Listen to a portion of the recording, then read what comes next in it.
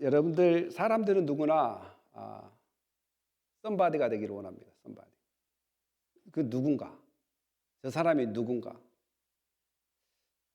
그리고 누가 기억해 주기를, 그리고 저 사람은 훌륭한 사람이라는 평판을 받을 수 있는, 누구나 이제 그런 것을 100%는 아니지만 거의 그런 것들을 원하면서 한 발짝 두 발짝 더 성공의 길을 추구하는 것은 사실입니다. 그래서 somebody, 누군가가 되고 싶어요. 누군가. 그 자리가 누군가, 도대체 누군가. 그런데 우리가 좀 피하는 것은 nobody, 기억하지 못할 사람, 없어질 사람, 알지 못하는 사람. 이것에 대해서는 우리가 생각하기 싫어하는 경우들도 있습니다. 제가 항상 이야기할 때는 다 100% 그런단 말은 아니에요. 그중에는 나는 아무도 기억해 주지 않아도 돼요. 나는 없는 사람 취급해도 돼요. 이런 사람이 있어요. 근데 실제로 또 없는 사람 취급하면 상처받는 사람도 있어요. 그래서 참 어떤 마음이 진짜인지 모를 때가 상당히 많아요. 목회할 때 굉장히 힘든 것이 바로 그거예요. somebody가 될 것인가, nobody가 될 것인가. 근데 헬라의 문화에서는 지혜자들을 somebody라 그래요. 그 지혜자, 누가 이 이야기를 했는가, 누가 이 가르침을 했는가, 누가 우리를 인도해 나가는가, 누가 우리에게 이익을 갖다 주는가. 이 사람들이 상당히 기억되고 위대한 사람이라고 기억합니다. 근데 의외로 하나님은 somebody보다 nobody에게 더 관심이 있습니다. nobody. 아무것도 아닌 사람을 구원시켜 놓고 아무것도 아닌 사람을 선택해 주셨단 말이죠. 그러니까 아무것도 기다고 생각한 사람, 나는 somebody, 나는 누군가라고 외치는 사람은 하나님께서 오늘 다 그러지는 않지만 대부분 선택하지 않는 것을 보게 됩니다. 그 말은 뭔 말이냐면 하나님의 부르심에 저항하고 하나님의 부르심에 동조하지 않고 따르지 않는 사람은 본인이 아무리 somebody라고 한다 할지라도 하나님은 nobody 취급을 하더라 이거예요. 그렇다라고 생각한다면 여러분 무슨 바디예요? 아니죠. 여러분 somebody죠. 하나님으로 by God, 하나님으로부터 여러분들은 somebody입니다. 그 누군가입니다. 하나님이 선택해야 될 사람, 하나님이 구해내야 될 사람, 하나님이 지켜야 될 여러분입니다. 믿습니까? 예, 그렇다면 우리가 얼마나 복을 받았는지. 그런데 이제 오늘 제가 말씀을 나누려고 보니까 오늘 말씀이 소피아란 말이에요. 소피아, 지혜란 말이죠. 위즈덤이란 말이죠. 근데 오늘 본문에 위즈덤이란 말이 상당히 많아요. 지혜가 많이 나와요. 근데 거의 80%의 지혜는 하나님에 관한 지혜가 아닙니다. 하나님에 관한 지혜가 아니라 그 당시에 그 사람들이 추구한 지혜를 이야기하고 있는 거예요. 그 당시에 추구하는 그들의 지혜. 그러면 그 당시에 그들이 추구한 지혜가 뭔가를 좀 알아야지만이 하나님의 지혜가 돋보이게 되는 거죠. 왜냐하면 거의 70% 이상 그 지혜의 단어를 계속해서 연속해서 이야기하는데 그 지혜의 단어가 바로 그들이 추구한 단어. 자기들이 somebody라고 생각한 그들이 추구하는 단어의 지혜란 말이죠. 앞에 그림을 보면 사진을 보면 제가 저기를 2번 정도 갔는데 제가 저런 사진을 많이 안 찍었어요. 내가 항상 설교할 때 써먹으려면 좀 찍어야 되겠다 그런 생각이 들더라고요. 왜냐하면 남이 찍어놓은 걸 갖다 쓰니까 뭐 공짜로 갖다 쓰라고는 하는데 막 저기 낙서 있는 것도 찍어놓고 그래가지고 좀 그러는데 저거 봐야 되면 아크로폴리스란 말이에요. 그리스 아테네. 막 이거 그리스어로 이야기하고 영어로 이야기하고 한국어로 이야기하다 보니까 제가 상당히 그 컨퓨징 할 때가 많아요. 아덴이라고 그래야 되는가, 영어로 아테네 이렇게 하는가, 아테나 뭐 또 한국말로 아테네 이렇게 이야기해야 되는가 막 상당히 이야기할 때 좀 컨퓨징합니다. 그런데 저기 한국말로 아테네죠. 아테네. 영어로 아텐. 그러니까 저 부분에는 3가지 신전이 있어요. 세 가지. 판테온 신전도 있고 니케아 신전도 있고 하나 그 3가지 신인데 내가 기억이 안 나나요? 그 3가지 신전인데 아주 큽니다. 그 중에서 가장 큰 신전이 판테온 신전이에요. 바로 그 아크로폴리스의 수호신이라고 하는 신전이 저기 그 아크로폴리스에 있습니다. 저걸 이제 아크로폴리스에 있으나 높은 도시란 말이에요. 아크로는 언덕이고 높은 도시란 말이에요. 높은 도시. 그 밑에 바로 뭐가 있냐면 아레오바고라는 그 바위가 있습니다. 바위. 아레오란 말은 이미 여러분들이 사도행전 17장 18절에 나와요. 사도행전 17장 18절에 바울이 저 아레오바고에서 누구를 만났어요?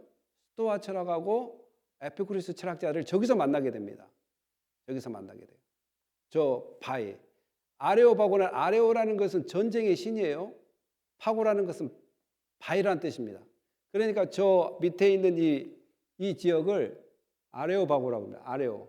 그러니까 전쟁의 신과 파고라는 그 락, 이 바위가 합쳐서 앞으로 뭐라고 그랬지 내가? 아레오바고. 거기서 이제 스토아 철학하고 에피쿠리스 철학자를 만들면서 논쟁을 하게 시작합니다. 바울이 이야기해 준 말을 그 스토아 철학자나 에피쿠리스 철학자들이 들을 때 이거는 새로운 이론이거든요. 새로운 이론. 그래서 이게 신기하게 관심을 갖습니다. 그러나 바울이 저기 가서 느꼈던 것은 뭐냐면 여기 이제 이 지역에 뿐만 아니라 이 아래 가면은 또 여러 가지 신전이 있습니다. 신전이. 대표적으로 위에는 3개의 신전이 있다면 그 밑에는 여러 가지 또 다른 신전들이 있어가지고 바울이 이 아레오바고에서 내다보면 여러 가지 신전이 있으면 바울이 했던 말이 여기는 그리스 사람들은 종교에 열심히 있구나. 이 아테네 사람들은 종교에 열심히 있구나. 이제 이런 이야기를 바로 했단 말이에요. 사도행전에서.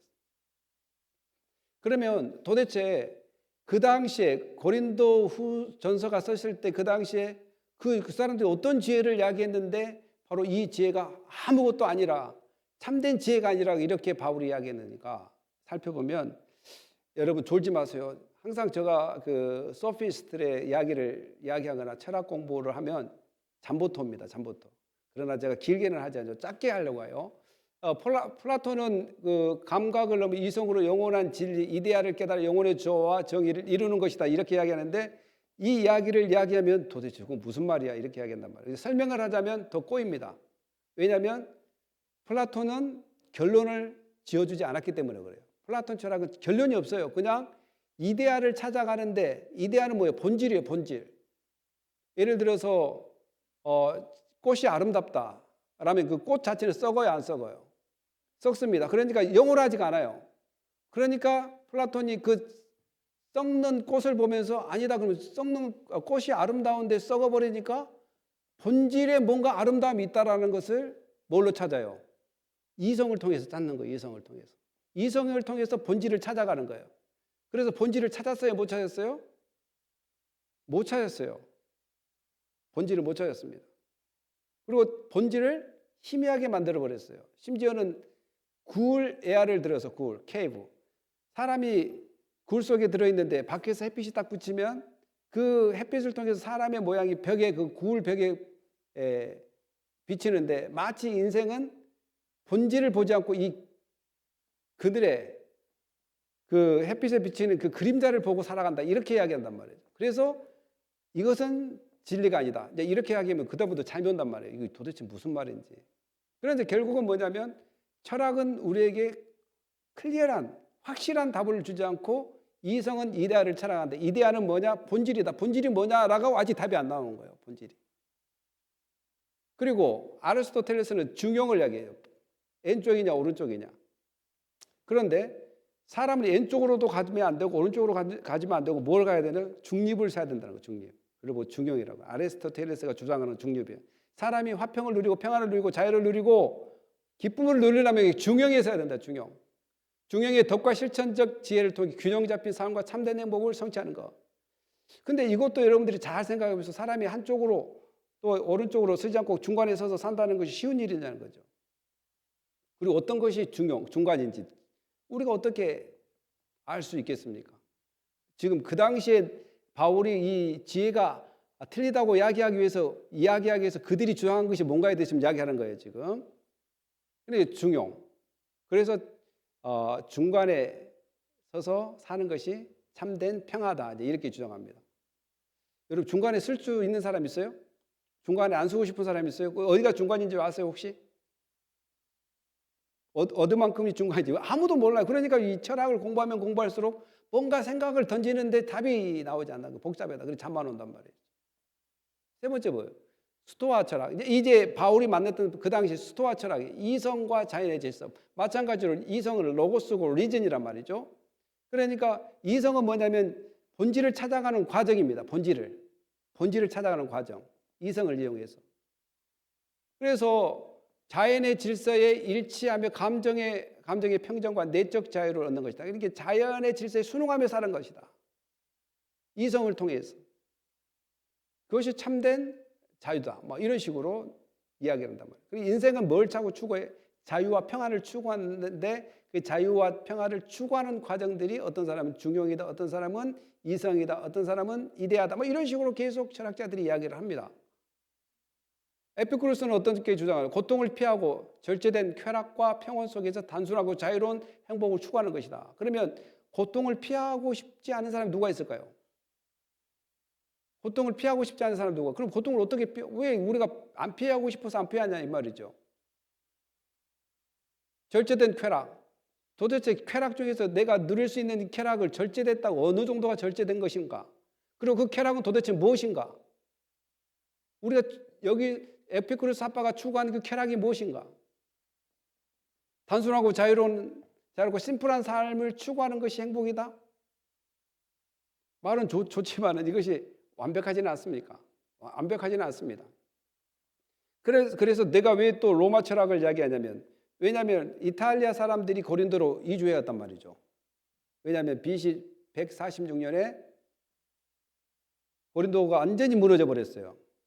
그리고 부녀자들은 노예로 팔아버리고 거기서 남자들 다 죽여버렸단 말이에요. 그래서 100년 동안 죽어있던 도시가 고린도 지역이에요. 그래서 44년에 로마가 다시 그것을 리빌딩, 다시 재건한 동네가 바로 고린도단 말이에요. BC 44년. 그러니까 AD 60년경에 바울이 그곳에서 복음을 증거했으니까 그 잔재가 남아있단 말이에요. 로마의 잔재가. 그리고 로마의 철학은 뭐냐? 정치적 안정과 개인의 평온입니다. 정치적인 안정을 하려면 뭐가 필요해요? 질서가 필요합니다. 질서. 그래서 로마 법이 발달해 있습니다. 질서를 탁 잡아야지 나라가 바로 쓰고, 또 뭐예요? 실용주의 철학. 바로 군대의 힘을 길어서 세상을 정복할 때 평화가 온다는 거예요. 로마 팍스나 로마. 그러니까 그리스 철학은 무슨 철학이냐면 이성에 기대어 생각하는 철학이라면, 로마 철학은 실존 또한 실성 또한 정말 실제로 이익이 되는, 돈이 되는 철학이에요. 돈이 되는 철학. 실제로 뭔가 이익 있는 철학을 추구하는 거예요. 이제 이런 것들이 문화로 잡고 있는 고린도 지역이라는 것을 이야기할 때 여러분들이 들어도 답답하기만 답답하지 뚜렷하게 답이 있어요, 없어요? 제가 철학 책을 뭐 옛날부터 계속 읽어도 심지어는 챗GPT한테 물어봤어요. 야, 플라톤 철학에서 답이 도대체 뭐냐? 결론이 나지 않았다. 이렇게 나오더라고요. 그 답이 결론이 나오지 않았대요. 내가 혹시 잘못 이해했는가 챗GPT한테 물어보니까 그러더라고요. 마찬가지로 다른 사람, 로마는 스토아하고 에피쿠로스 철학을 혼합해서 이렇게 실존주의 이 철학을 유지해서 이익이 되는 쪽으로 철학을 해석하는 거예요. 나라의 이익이 되고 개인에게 이익이 되는. 자, 이제 그렇다면 이러한 마인드를 가지고 있는 사람, 그것을 지혜로 우선시 여기고 있던 사람, 그것이 최고라고 생각했던 사람들에게 있어서 십자가의 도가, 십자가의 메시지가, 십자가의 가르침이 어떻게 다가서겠느냐 이 말이죠.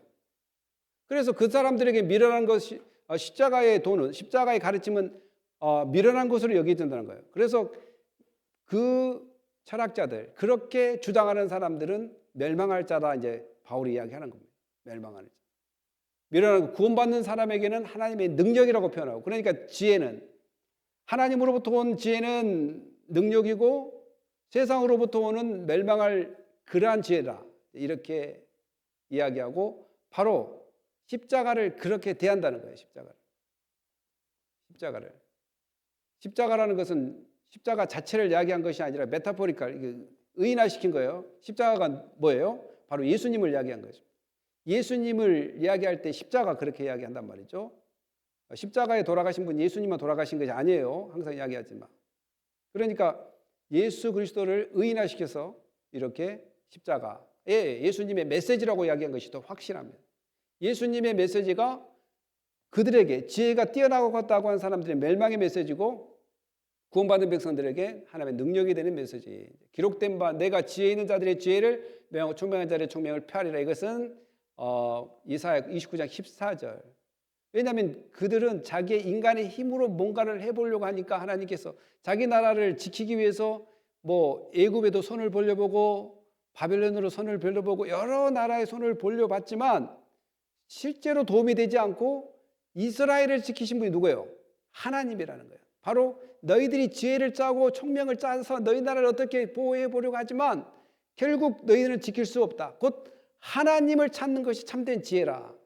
이런 것들을 이야기합니다. 그래서 아까 고린도를 세울 때 사람들이 구성원들이 다 어디서 왔다고? 대부분 로마야, 이탈리아에서 왔어요. 이탈리아에서 노예들이 자유로운 몸으로 찾아오거나 또한 군인들, 이런 사람들, 퇴역 군인들이 이제 고린도로 왔단 말이에요. 그러니까 노예로 있었던 사람들이 지혜가 얼마나 있겠어요? 힘이 얼마나 있겠습니까? 대부분 노예로 온 사람들인데, 노예에서 풀려난 사람들인데 그 사람들을 고린도로 이주했기 때문에. 그러니까 바울이 야, 지혜 있는 자가 어디 있냐? 너희 중에, 고린도 교회 너희들 중에 지혜 있는 자가 어디 있냐? 선비가, 이제 선비라는 것은 스크라이브인데 이 서기관, 구약의 서기관이 성경글을 쓰는 사람이죠. 이러한 먹물, 우리 한국말로 먹물, 이게 공부를 잘하고 이게 성경을 열심히 쓰고 뭐 이게 면서기 이런 사람들, 가버늘 이런 사람들이 어디 있느냐? 이 세대의 변론가, 말 잘하는 사람이 어디 있냐? 교회 안에. 하나님께서 이 세상의 지혜를 멸원하게 하신 것이 아니냐. 하나님의 지혜에 있어서는 이 세상이 자기 지혜로 하나님을 알지 못함으로, 그 철학으로는 하나님을 알지 못한다는 거예요. 아까 네 가지 부류의 그리스 철학과 그 그리스 철학을 혼합해서 한 로마 철학은 하나님을 알 수 있는 길이 없다는 것이죠. 계속 물음표만 남게 됩니다. 그러나 성경은 완전한 그 물음표를 다 해결해주는 참된 지혜라는 것을 계속해서 바울은 이야기합니다. 바로 그 참된 지혜를 바로 어떻게 증거하냐면 그 프리칭 또한 메신저를 통해서 전한다. 우리는 전도에 미련한 것으로 이렇게 이야기했는데 바로 복음 증거를 통해서 그 너희들이 볼 때 미련하게 보이는 그 증거를 통해서 참된 지혜가 선포되는데 그 지혜의 핵심이 누구라고요? 바로 예수 그리스도라는 것입니다. 예수 그리스도가 참된 지혜다. 이렇게 이야기합니다.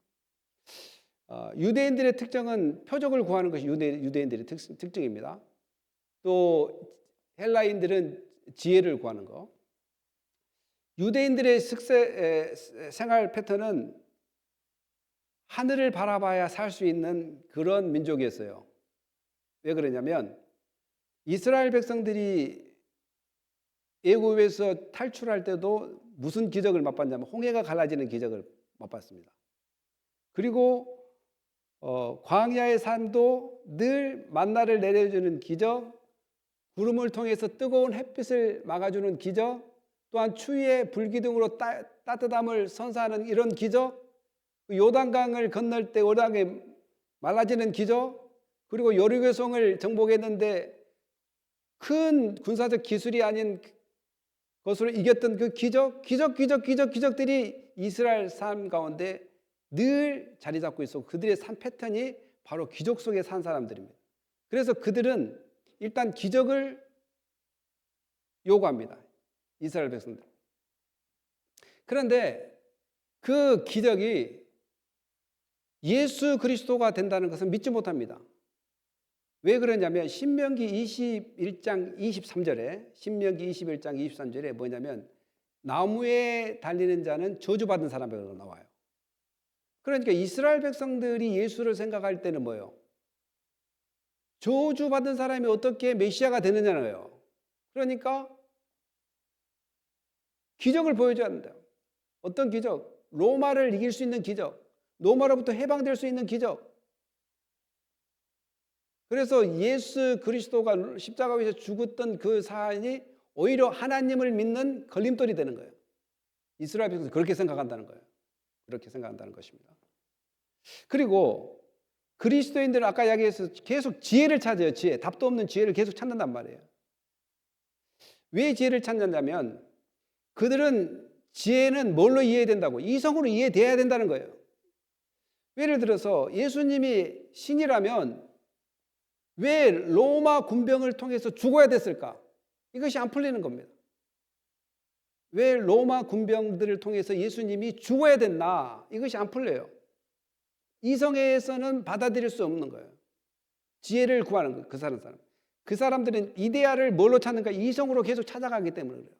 이데아는 본질인데 본질이 이방 나라를 통해서 죽는다? 만약에 예수가 본질이라면 이해가 되지 않는 거죠. 그래서 이방인들이 생각할 때 예수님은 뭐라? 미련한 것이라는 겁니다. 그렇게 찾는 것은 예수님을 지혜의 본질이라고 찾는 것은 미련하고 생각하고 이방인 주이시들은 거리끼는 돌이라고 거리끼는 돌처럼 예수님을 그렇게 여긴다라는 사실입니다. 자기의 이성과 어떠한 사고에 전혀 맞지 않기 때문에 그렇습니다. 여러분들도 자세히 한번 생각해 보세요. 요셉이 야곱으로부터 이렇게 사랑을 받을 때 사랑받은 요셉이 야곱으로부터 잘 이렇게 평탄대로로 갈 줄 알 때 정말 사랑받았구나 이야기를 하고 진짜 아버지가 보호해 주시구나 라고 이야기할 수 있는데 그 형제들로부터 이렇게 고난을 받고 팔림을 당하는 이런 사건들. 그런데 아이러니하지 않습니까? 우리가 원하는 평안과 우리가 원하는 성공 스토리가 달라진단 말이죠. 그런데 하나님은 그 요셉의 그 고난과 팔림을 통해서 그 민족을 구원하는 역사를 써 나가는 것이 바로 하나님의 방법이고 그 하나님의 방법을 아는 것이 지혜라는 거예요. 한번 읽어보 요셉이 시작. 요셉이 그들에게 이르되 두려워하지 마소서. 내가 하나님을 대신하리까 당신들은 나를 헤아려 하였으나 하나님은 그것을 손으로 바꾸사 오늘과 같이 많은 백성 생명을 구원하게 하시려 하셨나니. 아멘. 요셉 한 사람을 통해서 구원을 이루고 그리고 그 요셉은 평탄한 길에서 구원을 이루는 것이 아니라 고난과 팔림 또 누명을 씌워가면서 옥살이 해가면서 겪었던 그의 삶을 통해서 하나님이 한다는 것이 아이러니예요. 마찬가지로 예수 그리스도가 헬라인이 이해한 예수도 정말 아이러니하고 유대인들이 생각한 예수를 봐도 믿지 못할 존재라는 것입니다. 그러나 하나님께서는 왜 예수가 참된 지혜인가를 계속해서 이야기합니다. 형제들아 너희를 부르심을 보라. 육체를 따라 지혜로운 자가 많지 아니하며 능한 자가 많지 않으면 문별 좋은 자가 많지 아니하도다. 그 당시에 문별 좋은 사람이 없다고 이야기했어요. 분명히 역사적으로 실제적으로. 그리고 오늘날은 어떻습니까? 여기서 보면 육체에 따라 지혜로운 자가 많지 않으면 나 지혜로운데요. 능한 자가 많지 않으면 좀 능한 자가 있습니다. 문벌이 좋지 않은 자가 난 좀 문벌이 좀 가방끈이 깁니다. 이렇게 이야기할 수 있는데 이 차원하고 또 다른 차원입니다. 여러분들이 측량한 그 지혜가 완벽하지 않고 또한 하나님의 지혜에 비교해서 비교될 수 없는 지혜라. 문벌. 벼는 익으면 더 고개를 숙인다고 하죠. 그래서 공부하면 할수록 뭘 발견하게 됩니까? 나의 연약함을 발견하고 내가 알지 못하는 것을 발견하게 됩니다. 알지 못함을. 그래도 우리 성도님들이 제가 잘 몰라요. 그러면 목사한테 자꾸 몰란다고 그렇게 이야기하면 복잡해집니다. 그런 사람이 있는데 사실은 하나님의 뜻을 인간이 100% 또한 70% 90% 또한 50% 상황과 처지에 따라 다 알기는 쉽지 않습니다. 그러나 하나님께서 주신 믿음의 분량만큼 하나님의 깨닫기는 범위만큼은 우리가 믿고 받아들이는 상황입니다. 그리고 그래서 우리가 믿음이 성장한다라고 이야기합니다. 또 하나님의 지식이 풍성해진다라고 이렇게 표현합니다. 완성됐다, 다 안다 이렇게 이야기하지 않습니다. 그래서 저는 깜짝깜짝 놀랍니다. 목사님 성경 다 배웠어요. 다 배웠어요. 그러면 내가 할 말이 없죠. 가르칠 것도 없겠네. 배울 것도 없겠네. 저는 아직도 막 잘 모르고 뭐 이 말이 저 말인지 저 말이 이 말인지. 그렇게 하나님 앞에 겸손할 수밖에 없는 것이 바로 하나님의 지혜는 정말 오묘하고 또한 하나님의 그 뜻은 너무 깊기 때문에 그렇습니다. 그리고 세상이 판단할 수 있는 그런 기준으로 그 참된 지혜를 다 말할 수 없고 이해할 수 없기 때문에 그렇습니다. 그리고 결국은 참된 지혜자 대신 예수 그리스도를 통해서 하나님은 너희들을 선택했다라고 계속 이야기합니다. 너희 존재가 무슨 존재냐? 지혜로운 존재가 아니었다. 너희 존재는. 너희는 지혜를 발견한 존재도 아니고 지혜를 습득한 존재도 아니라 너희들이 알고 있는 지혜는 참된 지혜가 아니라는 거예요. 다 물음표다. 물음표. 코테이션이다.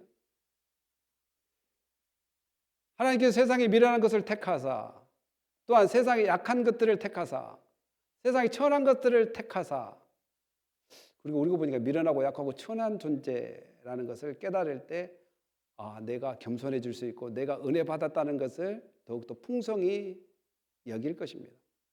고린도 교회 성도뿐만 아니라 오늘 저희들도 이런 마음을 가져야 됩니다. 왜냐하면 우리가 아는 지식은 하나님의 지식에 비춰봤을 때 점도 안 될 것입니다. 아마 점도 안 될 것입니다. 우리의 강함이 얼마나 강하다고 이야기해도 금방 넘어지는 것이 인간이고 장담했다가도 금방 이렇게 다시 번복하는 것이 우리의 인간입니다. 또 우리가 신분이 다 뭐 그렇게 여기 좋은 사람도 있겠지만 하나님께서 바라보는 그 의로움의 관점에서는 다 천한 죄인의 신분입니다. 그러나 그러한 사람들을 하나님께서 선택해 주셨으니 그 선택자의 지혜가 얼마나 위대하십니까? 바로 그 하나님이 참된 지혜가 된다라는 사실입니다. 그래서 우리는 이 지혜 대신 예수님을 이야기할 때 정말 우리가 자랑하고 있는 것은 쏙 들어가게 될 수밖에 없는 거예요. 내가 뭘 자랑하리요? 내가 뭘 나타내리요? 뭘 내가 강하다고 말할 수 있겠으며 내가 뭘 학문을 많이 배웠다고 할 수 있으며 내가 어떤 지혜를 가졌다라고 이야기할 수 있겠는가?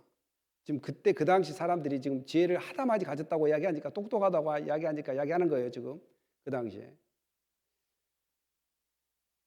그래서 결국은 참된 지혜는 너희들이 물음표로 남겨놓은 스토아 철학자들이 어떤 에피쿠리스 철학자들이 물음표로 플라톤이 남겨놓은 물음표들이 예수 그리스도 안에서 다 해결되기 때문에 참된 지혜는 예수는 하나님으로 나와 우리에게 지혜와 의로움과 구원, 거룩함과 구원이 되셨다라는 것입니다.